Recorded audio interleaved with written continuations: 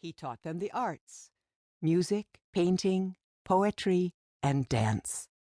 When they shivered in their furless skin, he even climbed to the mountaintops and plucked a glimmer of fire from the wheel of the sun chariot to warm humankind. Zeus was enraged. "Steal fire from the gods? Put fire into the hands of those termites? I'll make you pay, Titan. I'll make you wish you had never been born. I'll make you wish you had become extinct like the rest of your kind." And he took Prometheus and chained him, spread-eagled against the Caucasus Mountains, a prisoner for all time. Eagles tore at his unprotected stomach from dawn to dusk, feeding on his liver, rending his liver, shredding it with their beaks. But because Prometheus was immortal, and because the liver can heal and renew itself, there was no end to his titanic pain. There was no end to Zeus's revenge. There was no end to the guilty knowledge in every human heart. We did that to Prometheus.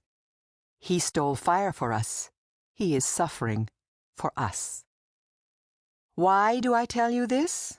I don't know. It all happened thousands of years before Hercules was born. And yet, the picture would not be complete without that background skyline, without those distant crags speckled red by Prometheus's torment. It tells you something about the gods. It tells you something about strength and weakness, about tyranny and freedom.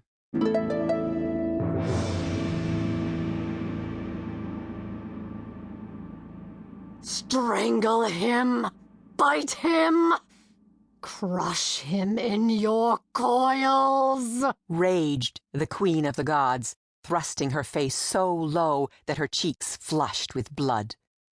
The two serpents coiled round the base of her throne were as thick as jungle creepers, and sleeved in overlapping scales as large and green as leaves.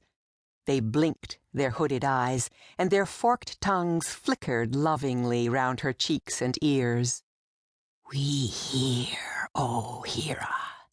Yes, Hercules shall die. Another woman's child. We hear, O Hera. Fathered by my husband. He dies, O Queen. Made me the laughing stock of all heaven? Surely not, O Queen. Imagine the king of heaven preferring a common mortal woman to me, his slow-eyed queen. Slow-eyed, but not slow to see, whispered the groveling serpents in her ear. We go, O Queen, to strangle the puny child in his cradle, to smother him as he sleeps. And they slithered across the marble floor of heaven like two streams of fetid green water, trickling over the brink of the clouds.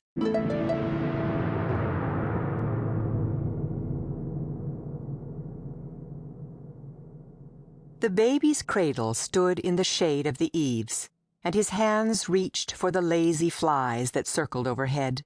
His mother, Alcmene, was indoors sleeping through the heat of the day. So, too, was the king she had married after Hercules was born. Not a grand king, nor one who lived in a grand palace, but one who had come to love his little stepson. His gardens were greenly watered, and the air was filled with the scent of azaleas and with silence. So, at the sound of a scurrying rattle, the baby smiled and looked round. Two heaving heaps of green, quivering and shivering, fumed like compost heaps on either side of the cradle. Out of the